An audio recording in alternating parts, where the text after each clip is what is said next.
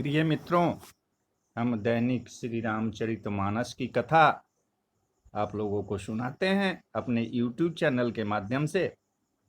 आप लोगों से हम सादर अनुरोध करते हैं, विनती करते हैं, आपसे करबद्ध प्रार्थना करते हैं कि मेरे YouTube चैनल पर आके मेरे द्वारा कही गई राम कथा को जरूर सुने और उसमें आप अपना कमेंट के माध्यम से महत्वपूर्ण सुझाव दें। असिए शोभा नहीं जाई बखानी, जगदम्बिका रूप गुण खानी। उपमा सकल मोहि लघु लागी, अप्राकृत नारी अंग अनुरागी।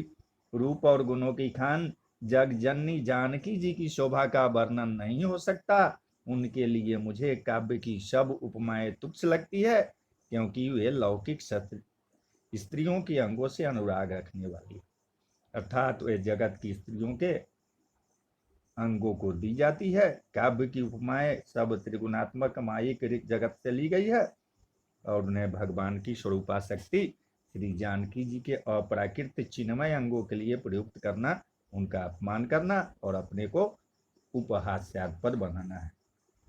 असिए बरनिये अत्यई उपमा देई, अक्कु कवि कहाई अजस को लेई।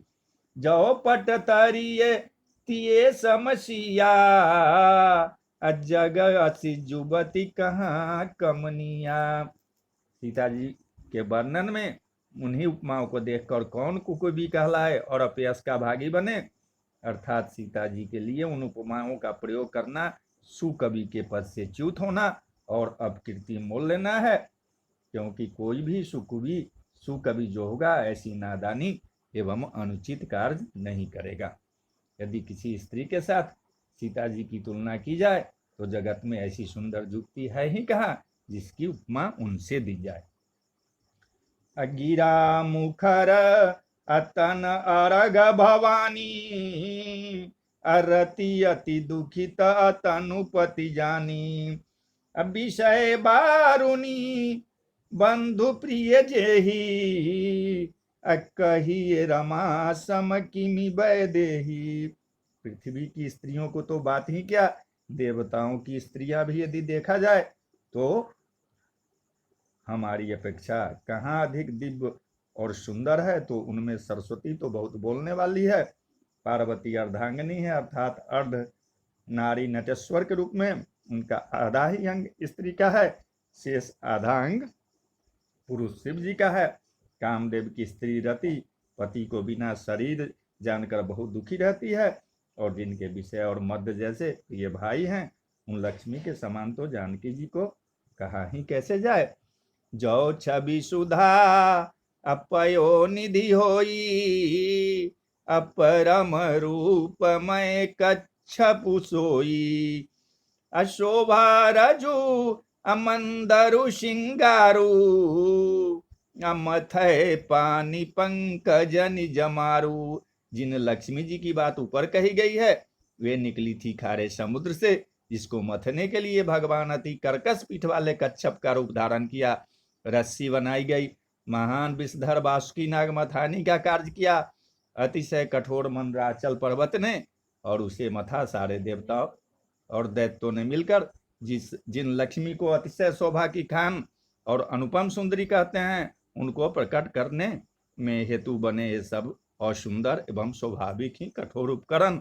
ऐसे उपकरणों से प्रकट हुई लक्ष्मी श्री जानकी जी को की क्षमता को कैसे पा सकती है। हाँ, यदि छवि रूप अमृत का समुद्र हो, परम रूप में कच्छप हो, शोभा रूप रस्सी हो, श्रृंगार रस पर्वत हो और उस छवि के समुद्र स्वयं कामदेव अपने ही कर कमल से मथे। यही विधि उपजय लक्षी जब, सुंदरता सुख मूल।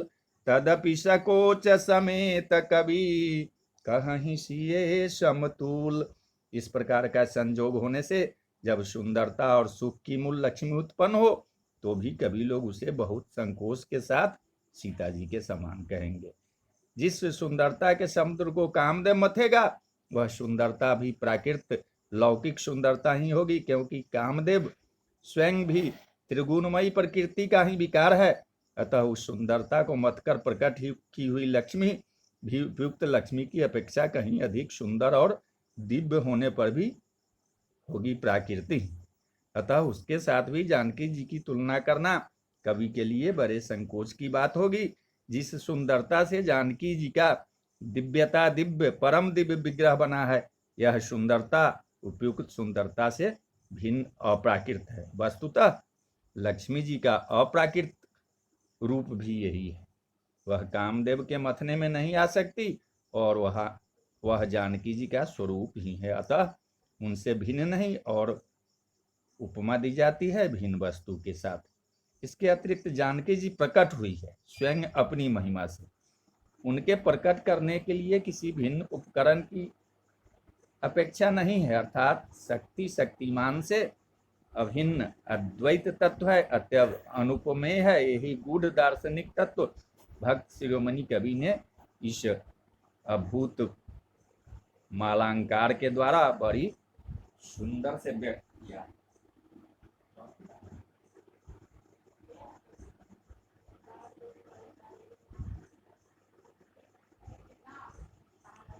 अचली संग अलय सखी सयानी, अगावत गीत मनोहर बानी, असोहन वल अतनु सुंदर सारी, अजगत जननी अतुलित छवि भारी।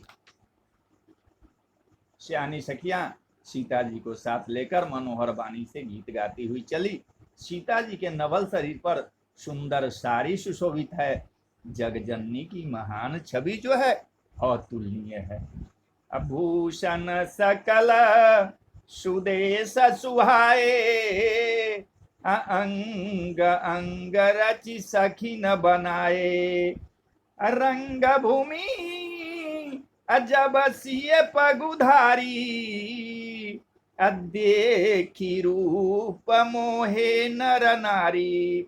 सब आभूषण अपनी अपनी जगह पर शोभित है, जिन्हें सखियों ने अंग अंग में भली भांति सजाकर पहनाया है।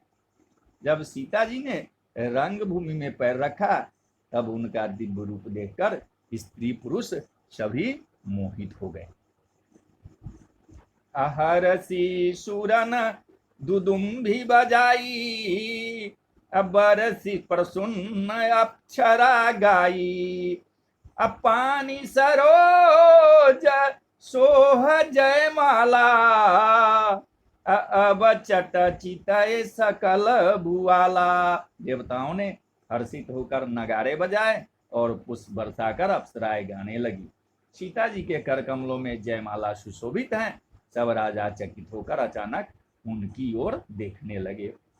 असिए चकित अचित राम ही चाहा, अभय मोह बस सब नर नाहा, मुनि समीप देखे दो भाई, लगे ललकी लोचन निधि पाई।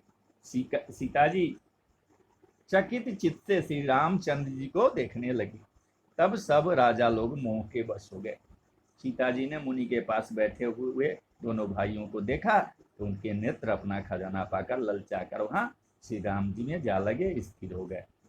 गुरजन लाज समाजुबर, देख सिए सकुचानी, लागी बिलोकन सखिन तना, रघुबीर ही उर आनी। परंतु गुरुजनों की लाज से तथा बहुत बड़े समाज को देखकर सीता जी सकुचा गई। वे रामचंद्र जी को हृदय में लगाकर सखियों की ओर देखने लगी। राम रूप अरुषिए छवि देखे, अन्नर नारी न परिहरहि निमेखे, असोच ही सकल अकहत सकुचाही, अविधि सन विनय करहि मन माही।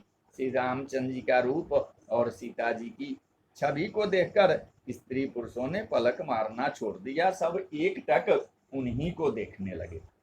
सभी अपने मन में सोचते हैं पर कहते सकुचाते हैं, मन ही मन वे विधाता से विनय करते हैं कि हरु विधि बेगी अजनक जरताई, अम्मति हमारी असी देहि सुहाई, अबिनु विचार उपनु तजी नर नाहू, असिये राम कर करे विवाहु। हे विधाता, जनक जी की मूढ़ता को शीघ्र हर लीजिए और हमारी ही ऐसी सुंदर बुद्धि उन्हें दीजिए जिसमें बिना ही विचार किए राजा अपना प्राण छोड़कर सीता जी का विवाह प्रभु श्री राम जी से कर दें। जगु भला कहाई अभाव सब काहू, अहठ किन्हे अंतहु उरदाहू, यही लालसा मगन सब लोगू, अब्बरू साबरो जान की जोगू। संसार उन्हें भला कहेगा क्योंकि यह बात सब किसी को अच्छी लगती है। हठ करने से अंत में भी हृदय जलेगा। सब लोग इसी लालसा में मग्न हो रहे हैं कि जानकी जी के योग्य वर तो यह सावला ही है। तब बंदी जन अजनक बोलाए, अबिरदावली कहत चली आए, कह निर्पुजाई अकहु पन मोरा, अचले भाट ही हर सुन थोड़ा। तब राजा जनक ने बंदी जनों को बुलाया, वे बिरदावली गाते हुए चले आए। राजा ने कहा, जाकर मेरा प्राण सबसे कहो भाट चले। उनके हृदय में कम आनंद नहीं था, वो भी आनंदित थे। बोले बंदी बचन बरा, सुनहु सकल महिपाल, अपन विदेह कर सकहि हमा, भुजा उठाई विशाल।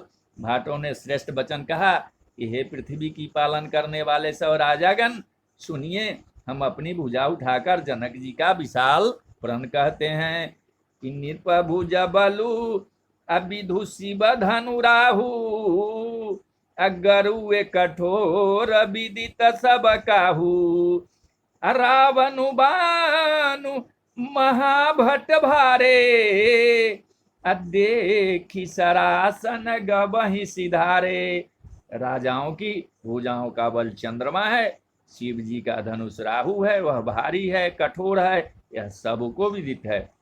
बड़े भारी योद्धा रावण और बानासुर भी इस धनुष को देखकर चुपके से चलते बने। उसे उठाना तो दूर, उसे छूने तक की हिम्मत नहीं हुई। असोई पुरारी अकोदंडु कठोरा, राज समाजु आजु जोई तोरा, त्रिभुवन जय समेत वैदेही, अबिनहि विचार बरई हठिते ही। उसी शिव जी के कठोर धनुष को आज इस राज समाज में जो भी तोड़ेगा, तीनों लोकों की विजय के साथ ही उसको जानकी जी बिना किसी विचार के हठपूर्वक वरण करेगी। असुनिपन सकल अभूप अभिलाषे, अभट मानी अतिशय मन माखे, परिकर बांधी उठे अकुलाई, अचले इष्ट देवन सिरनाई। प्रण सुनकर सब राजा ललचा उठे। जो वीरता के अभिमानी थे वे मन में बहुत ही तमतमाए, कमर कसकर अकुलाकर उठे और अपने इष्ट देवों को सिर नवाकर चले। अतमकिता की तकी शिव धनु धरही, उठई न कोटि भांति बलु करही, जिनके कछु अविचारु मन माही, अचाप समीप महीप न जाही। वे तमक कर बड़े ताव से शिव जी की धनुष की ओर देखते हैं और फिर निगाह जमाकर उसे पकड़ते हैं। करोड़ों भांति से जोर लगाते हैं पर वह उठता ही नहीं है। जिन राजाओं के मन में कुछ विवेक है वे धनुष के पास ही नहीं जाते। अतमकी धरहि धनु मूढ़ नृप, उठई न चलहि लजाई, अमनहु पाई भट बाहु बलु, अधिकु अधिकु गरुआई। वे मूर्ख राजा तमक कर किटकिटा कर धनुष को पकड़ते हैं, परंतु जब नहीं उठता तो लजाकर चले जाते हैं। मानो वीरों की भुजाओं का बल पाकर वह धनुष अधिक अधिक भारी होता जाता है। अब भूप सहस दस एक ही बारा, अत्सकई लगे उठावन टरई नटारा। डगई न शंभु सरासनु कैसे, अकामी बचन सती मनु जैसे। तब 10,000 राजा एक बार धनुष को उठाने लगे तो भी वह उनके टाले नहीं टलता। शिव जी का वह धनुष कैसे नहीं दिखता था, जैसे कामी पुरुष के वचनों से सती का मन कभी चलायमान नहीं होता। सब निर्भयऊ जोगु उपहासी, जैसे बिनु विराग सन्यासी। अकीरति विजय अबीरता भारी, अचले चाप कर बर बसहारी। सब राजा उपहास के योग्य हो गए, जैसे वैराग के बिना सन्यासी उपहास के योग्य हो जाता है। कीर्ति विजय बड़ी वीरता, इन सबको वे धनुष के हाथों बरबस हार कर चले गए। असिरिहत भये हारी ही राजा, अब बैठे निज निज जाई समाजा। अनिर्पन बिलो की जनकु अकुलाने, अब बोले बचन रोष जनुसाने। राजा लोग हृदय से हार कर श्रीहीन हो गए और अपने अपने समाज में जा बैठे। राजाओं को देखकर जनक जी अकुला उठे और ऐसे वचन बोले जो मानो क्रोध में सने हुए थे। दीप दीप के अभूपति नाना, आए सुनी हम जो पन उठाना। देव धनुज अधरि मनुज शरीरा, विपुल वीर आए रणधीरा। मैंने जो प्रण ठाना था उसे सुनकर द्वीप द्वीप के अनेक राजाओं आए, देवता और दैत्य भी मनुष्य का शरीर धारण करके आए, तथा और भी बहुत से रणधीर वीर आए। कुंवरी मनोहर विजय बरी, कीरति अति कमनीय। पावनहारी विरंचि जनु, रचऊ न धनु दमनीय। परंतु धनुष को तोड़कर मनोहर कन्या, बड़ी विजय और अत्यंत सुंदर कीर्ति को पाने वाला मानो ब्रह्मा ने किसी को रचा ही नहीं। कहूं काही यहु लाभु न भावा, कहूं न शंकर चाप चढ़ावा। रहे चढ़ायब तोरब भाई, तिलु भरी भूमि न सके छराई। कहिए यह लाभ किसको अच्छा नहीं लगता, परंतु किसी ने भी शंकर जी का धनुष नहीं चढ़ाया। अरे भाई, चढ़ाना और तोड़ना तो दूर रहा, कोई तिल भर भूमि भी नहीं छुड़ा सका। अब जनी को अम्मा खे भटमानी, अब वीर विहीन मही मैं जानी। अत जहु आस निज निज गृह जाहूं, लिखा न विधि वैदेही विबाहु। अब कोई वीरता का अभिमानी नाराज न हो, मैंने जान लिया है कि पृथ्वी वीरों से खाली हो गई है, अब आशा छोड़कर अपने अपने घर जाओ। ब्रह्मा ने सीता का विवाह लिखा ही नहीं। असुकृत जाई अजौ परिहरऊ, कुंवरी कुआरी रहू का करऊ। अजौ जन तेऊ अबिनु भट भूवि भाई, तो पनु करी हो तेऊ न हसाई। यदि प्रण छोड़ता हूं तो पुण्य जाता है, इसलिए क्या करूं, कन्या कुआरी ही रहे। यदि मैं जानता कि पृथ्वी वीरों से शून्य है तो प्रण करके उपहास का पात्र न बनता। जनक बचन सुनी सब नर नारी, देखी जान की भय दुखारी। अम्मा खे लखनु कुटिल भई भौहे, अरद पट फरकत नए नरिशौ है। जनक के वचन सुनकर सभी स्त्री पुरुष जानकी जी की ओर देखकर दुखी हुए, परंतु लक्ष्मण जी तमतमा उठे। उनकी भौहें टेढ़ी हो गई, ओठ फड़कने लगे और नेत्र क्रोध से लाल हो गए।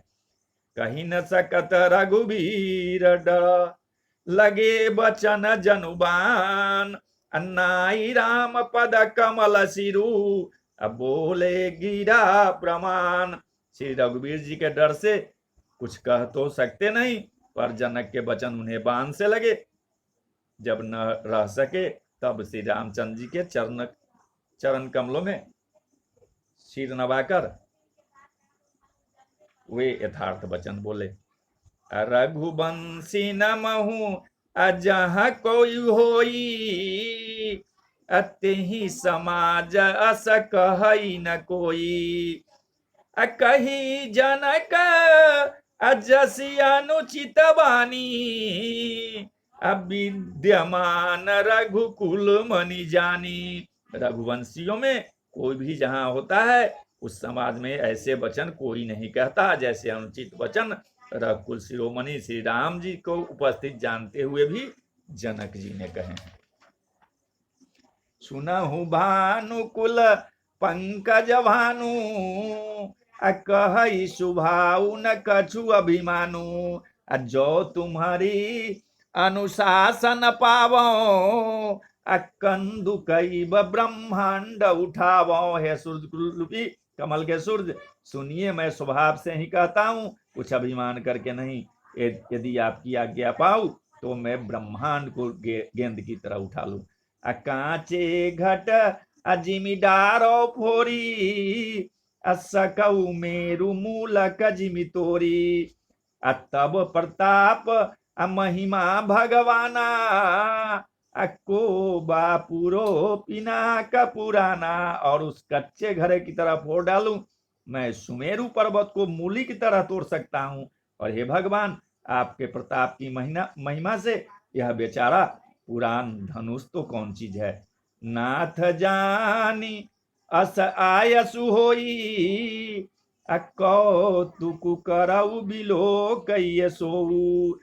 कमल नाल अजिमि चाप चढ़ावो, जो जन सत प्रमाण ले धावो। ऐसा जानकर हे नाथ, आज्ञा हो तो कुछ खेल करो, उसे भी देखिए। धनुष को कमल की डंडी की तरह चढ़ाकर उसे 100 योजन तक दौड़ा लिए चला जाऊं। तोरे छत्रक दंड जिमी, तब प्रताप बलनाथ। जौन करो प्रभु पद शपथ, करन धरो धनु हाथ। हे नाथ, आपके प्रताप के बल से धनुष को कुकुर मुत्ते माने बरसाती छत्ते की तरह तोड़ दूं। यदि ऐसा न करूं तो प्रभु की चरणों की शपथ है, फिर मैं धनुष और तरकस को कभी भी हाथ में नहीं लूंगा। लखन सकोप अब वचन जे बोले, डग मगानी मही दिग्गज डोले। सकल लोग असब भूप डेराने, असिये ही हर सुजन कुश कुचाने। ज्यों ही लक्ष्मण जी क्रोध भरे वचन बोले कि पृथ्वी डगमगा उठी और दिशाओं के हाथी कांप गए। सभी लोग और सब राजा डर गए। सीता जी के हृदय में हर्ष हुआ और जनक जी सकुचा गए। गुरु रघुपति सब मुनि मन माही, मुदित भये पुनि पुनि पुलकाही। सह नहीं रघुपति लखन ने बारे, प्रेम सके समेत निकट बैठारे। गुरु विश्वामित्र जी श्री रघुनाथ जी और सब मुनि मन में प्रसन्न हुए और बार बार पुलकित होने लगे। श्री रामचंद्र जी ने इशारे से लक्ष्मण को मना किया और प्रेम सहित अपने पास बैठा लिया।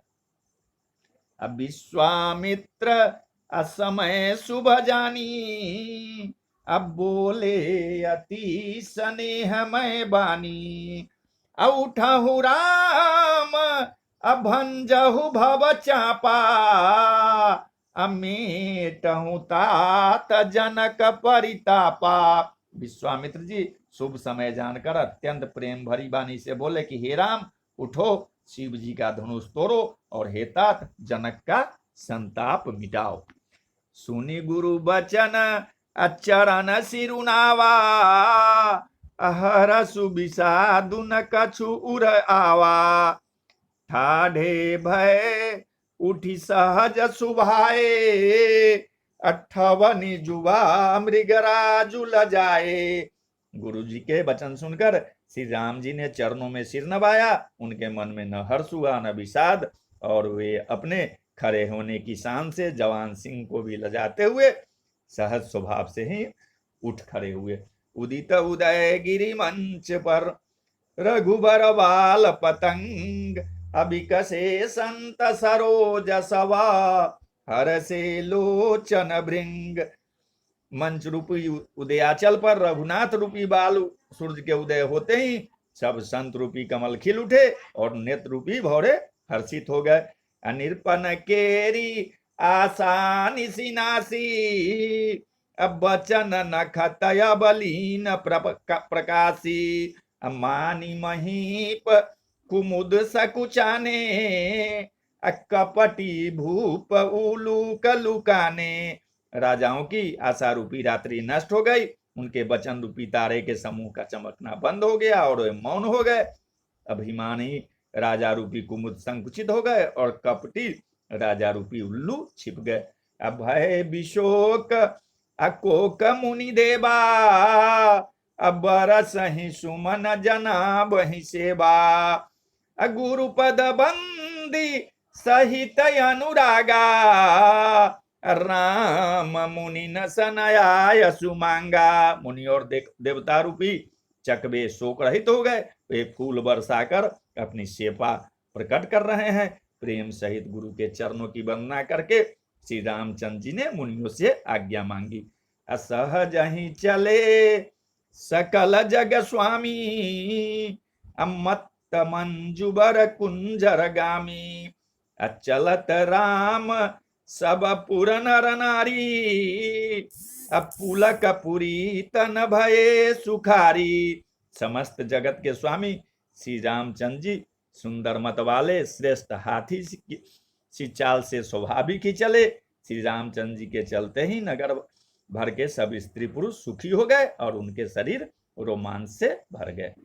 बंदी पितर असुर सुकृत सभारे अजो कछु पुण्य प्रभाव हमारे तो शिव धनु मृणाल की नाई तो रहु राम गणेश गोसाई। उन्होंने पितर और देवताओं की वंदना करके अपने पुण्यों का स्मरण किया। यदि हमारे पुण्यों का कुछ भी प्रभाव हो तो हे गणेश गोसाई, रामचंद्र जी शिव के धनुष को कमल की घंटी की भांति तोड़ डाले।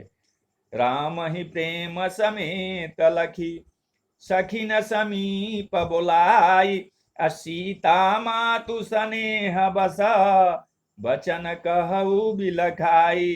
श्री रामचंद्र जी को वात्सल प्रेम के साथ देखकर और सखियों के समीप बुलाकर सीता जी की माता स्नेह बस बिलख कर माने विलाप करती हुई यह वचन बोली कि सखी सब कौतुक देख निहारे अजऊ कहावत ही तू हमारे अको न बुझाई अकहई गुरु पाही ए बालक असी हठ भल नाही। ये सखी, ये जो हमारे हितु कहलाते हैं ये सभी तमाशा देखने वाले हैं। कोई भी इनके गुरु विश्वामित्र जी को समझाकर नहीं कहता कि राम जी जो हैं अभी बालक हैं, इनके लिए ऐसा हठ अच्छा नहीं। जो धनुष रावण और बाण जैसे जग द्विजयी वीरों के हिलाए न हिल सका, उसे तोड़ने के लिए मुनि विश्वामित्र जी ने राम जी को आज्ञा देना और राम जी का उसे तोड़ने के लिए चल देना। रानी को हट जान पड़ा, इसलिए वे कहने लगी कि गुरु विश्वामित्र जी को कोई समझाता नहीं है। रावण बाण अछुआ नहीं चापा आहारे सकल भूप करिदापा असो धनुराज कुंवर कर देही अबाल मराल की मंदर लेही। रावण और बानासुर ने जिस धनुष को छुआ तक नहीं और सब राजा घमंड करके हार गए, वही धनुष इस सुकुमार राजकुमार के हाथ में दे रहे हैं। हंस के बच्चे भी कहीं मंदराचल पहाड़ उठा सकते हैं।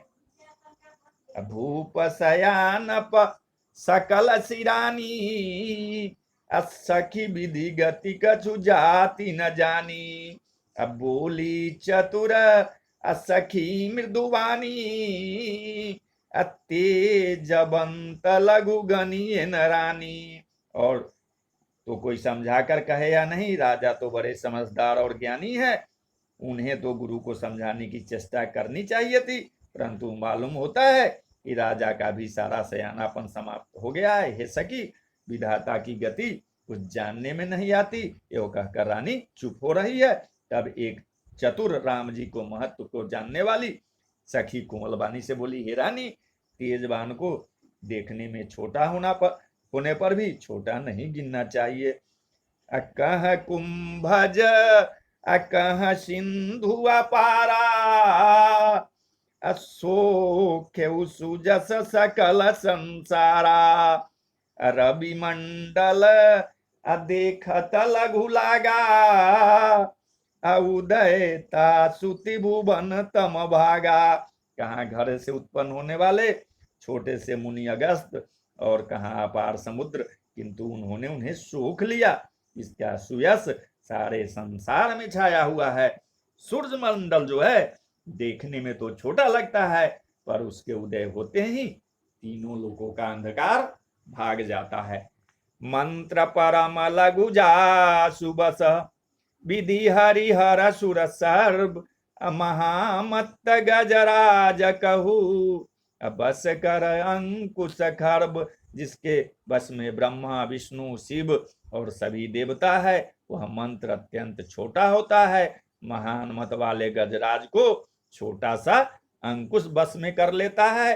तो बोलिए जय सिया राम, जय जय हनुमान। अरे जय सिया राम, जय जय हनुमान। जय सिया राम, जय जय हनुमान। जय सिया राम, जय जय हनुमान। जय सिया राम, जय जय हनुमान। सियावर रामचंद्र की जय, पवन सुत हनुमान की जय। बोलो भाई सब संतन की जय। जय हर हर महादेव, जय शिव शंभु।